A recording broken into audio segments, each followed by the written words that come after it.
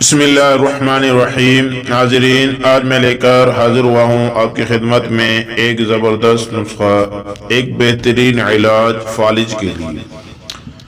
فالج کے لیے یہ زبردست نسخہ ہے، دیسی علاج ہے، انشاءاللہ آپ استعمال کریں گے، فالج والے مریض کو دلائیں گے تو انشاءاللہ فالج والی مریض جو ہیں ایک ہفتے کے اندر جو ہیں کنٹرول میں آئے گی۔ نسخہ جو ہے آپ نوٹ کریں۔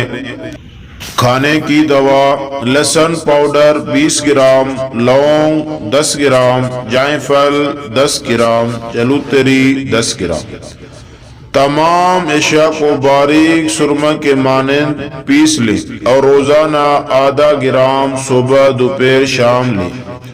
مالش لگانے کی دوا، جائفل 20 گرام، عضراتی 100 گرام، لونگ 100 گرام، روغن زیتون 1000 ملی لیٹر۔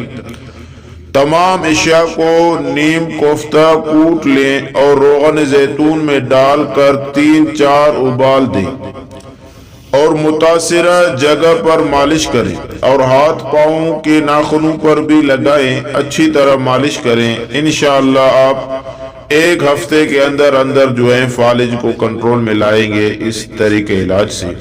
یہ ایک زبردست علاج ہے، بہترین علاج ہے، اسے استعمال کریں گے اور فائدہ حاصل کریں گے۔